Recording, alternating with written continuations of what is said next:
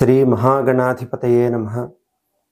పురమథన పుణ్యకోటి పుంజిత కవిలోక సూక్తిరసధాటి మనసి మమ కామకోటి విహరతు కరుణా విపాక పరిపాటి. కామాక్షి. అందరికీ నమస్కారం. ఆంధ్ర వాంగ్మయంలో, తెలుగు సాహిత్య చరిత్రలో మహానుభావులైనటువంటి కవులు, సాహితీ విమర్శకులు ఎందరో ఉన్నారు. అటువంటి మహనీయులలో అగ్రగణ్యులు, కీర్తిశేషులు శ్రీ రాళ్లపల్లి అనంతకృష్ణ శర్మ గారు. వీరు అనంతపురం జిల్లాకు చెందినవారు కావటము ఆంధ్ర జాతికే గర్వకారణము. ఆంధ్ర, సంస్కృతాంధ్ర, కర్ణాటక గీర్వాణములలో వీరు అమేయమైనటువంటి ప్రతిభా సంపత్తి కలిగిన వారు.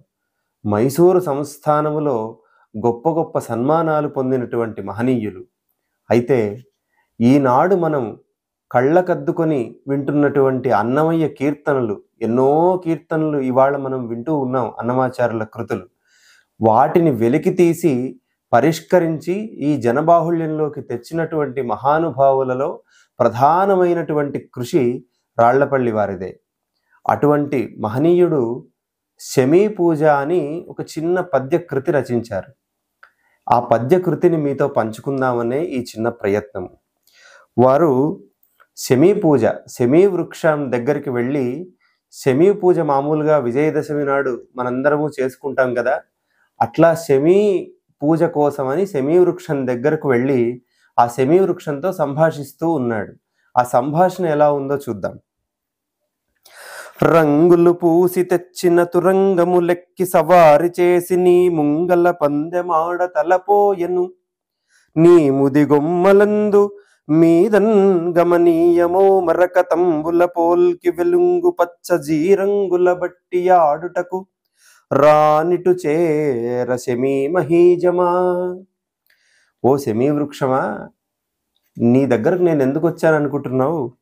రంగులు పూసి తెచ్చిన తురంగములెక్కి సవారి చేసి నీ ముంగల పందెమాడ తలపోయెను. నీ నీడల కింద ఎక్కడో నీ చెట్టు దగ్గరకు వచ్చి రంగులు పూసినటువంటి గుర్రములు తీసుకుని వచ్చేదో గుర్రపందాలు ఆడడానికి వచ్చాననుకుంటున్నావా? కాదు. నీ ముది గొమ్మలందు మీదం గమనీయమో మరకతంబుల పోల్కి వెలుంగు పచ్చ జీరంగులు తెచ్చి ఆడుటకు. జీరంగి పురుగులు అని ఉంటాయి. అనంతపురం జిల్లా, రాయలసీమ ప్రాంతంలో ఎక్కువగా చూస్తూ ఉంటాం. వాటిని చిన్నప్పుడు అవి పట్టుకొని దారము చుట్టి అగ్గిపెట్టెలో పెట్టుకొని ఇట్లా అంతా ఆడుకున్న వాళ్ళమే మన ప్రాంతంలో అందరం. అటువంటి జీరంగి పురుగులను పట్టుకొని ఆడుకోవడానికి నీ దగ్గరకు వచ్చాననుకుంటున్నావా? కాదు తల్లి. ఎందుకు వచ్చానంటే అని చెప్తున్నాడు. దక్షిణ దెచ్చి కోలు కయ్యి తావక పత్రము కోలడుల్చిన కుక్షి భరించుకోవలయు కోర్కులు పుట్టవు, నేడుగూడ నీ సాక్షిగా నిల్చు నా భరత సాహస లక్ష్మికి బాష్పపూర్ణ పూజాక్షరముల్ జపించి చననాశ జనించనుగాన వచ్చి తిన్. ఏమి ప్రయోగం చేశారు చూడండి. దక్షిణ తెచ్చి కోలు కయ్యి తావక పత్రము కోలడుల్చి నా కుక్షి భరించుకోవలయు కోర్కులు పుట్టవు. నీ పత్రాలేవో తెంచుకొని విజయదశమి నాడు నలుగురికి పంచి ఏదో దక్షిణ తీసుకొని నా కడుపు నింపుకుందామని వచ్చాననుకుంటున్నావా? దానికి కాదు నేను వచ్చింది. నేడు కూడా నీ సాక్షిగా నిల్చున్న భరత సాహస లక్ష్మికి బాష్పపూర్ణ పూజాక్షరముల్ జపించి చననాశ జనించనుగాన వచ్చి తిని. ఏమి ప్రయోగము! ఎంత అద్భుతమైనటువంటి భావన వైశద్యము! నా భరత సాహస లక్ష్మి, ఆ ఒక్క పదములో కవి అయినటువంటి వాడు, ఋషి అయినటువంటి వాడు ఒక పదముతో వేల భావాలను మనకు స్ఫురింపజేస్తాడు. అటువంటి మహనీయుడు రాళ్లపల్లి వారు. నా భరత సాహస లక్ష్మికి బాష్పపూర్ణ పూజాక్షరములు జపించి, ఆ సాహస లక్ష్మికి పూర్ణమైనటువంటి పూజాక్షరములను జపించి వెళ్ళిపోదామని వచ్చాను తల్లి నీ దగ్గరకు అంటున్నాడు. అంటే ఏ భరతుడు, ఏ భరత సాహస లక్ష్మి గురించి ఆయన ప్రస్తావిస్తూ ఉన్నాడు? ఎప్పుడో భారతదేశాన్ని పరిపాలించినటువంటి భరతుడా? రామాయణంలో సాహసాన్ని, శౌర్యాన్ని ప్రదర్శించినటువంటి శ్రీరామచంద్రుడా? మహాభారత కాలంలో కురుక్షేత్రములో తన శౌర్యాన్ని, సాహసాన్ని ప్రకటించినటువంటి అర్జునుడా? ఇవి కాక ఎంతో మంది మహనీయులు భారత వాంగ్మయ చరిత్రలో మహనీయులు ఎందరెందరో తమ తమ సాహసాలను ప్రదర్శించి మోక్షాన్ని పొందినటువంటి వారే. ఈ మొత్తము సాహసాన్ని గురించి ఆయన ప్రస్తావిస్తున్నారా అన్నట్లుగా ఉన్నది. దీనితో పాటు చేవజారిపోయి మన విద్య, మన జ్ఞానము, మన సంపత్తి, మన శౌర్యము, పరాక్రమము అన్నీ చేష్టలుడిగిపోయి బానిసత్వానికి లోనైనటువంటి నేటి భారత యువతను తట్టి నిద్రలేపడానికి ఈ మాట అంటున్నాడా అన్నట్లుగా ఉన్నది.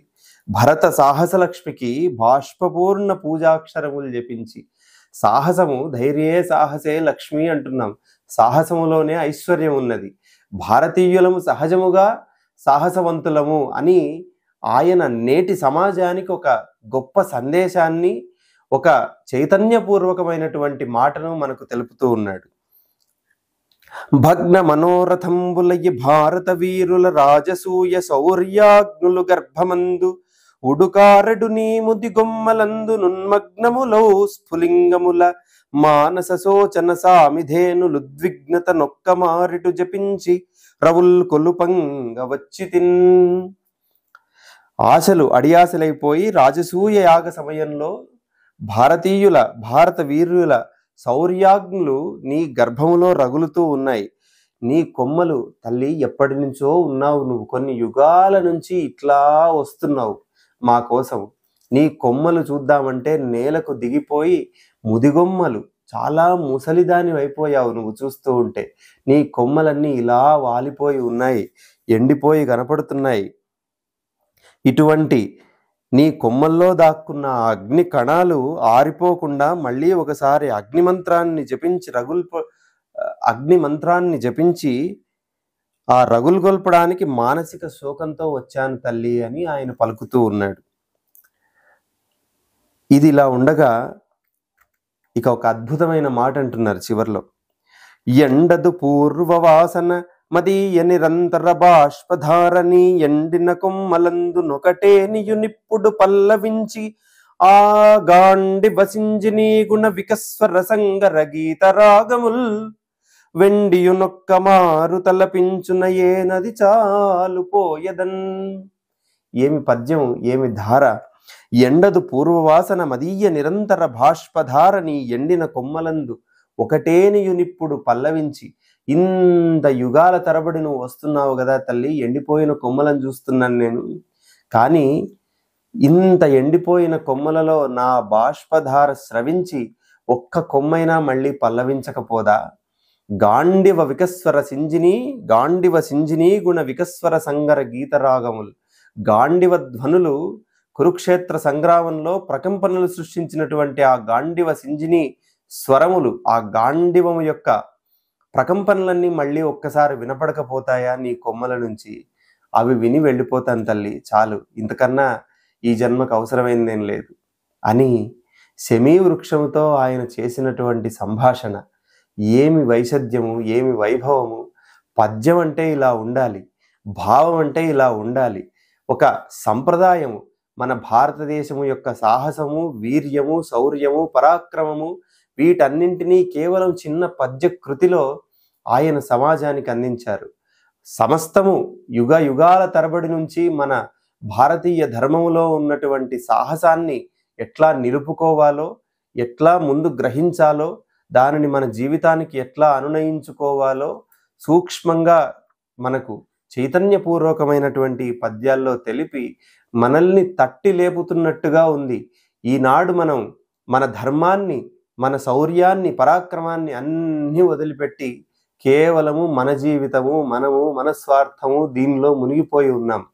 అటువంటి వాళ్ళం మళ్ళీ మనలోని చైతన్యాన్ని నిద్రలేపి మన శౌర్యము, పరాక్రమము, సాహసము వీటన్నింటినీ, జ్ఞానము, విద్య, భారతదేశం విశ్వగురుస్థానంలో ఉంటుంది ఎప్పుడు.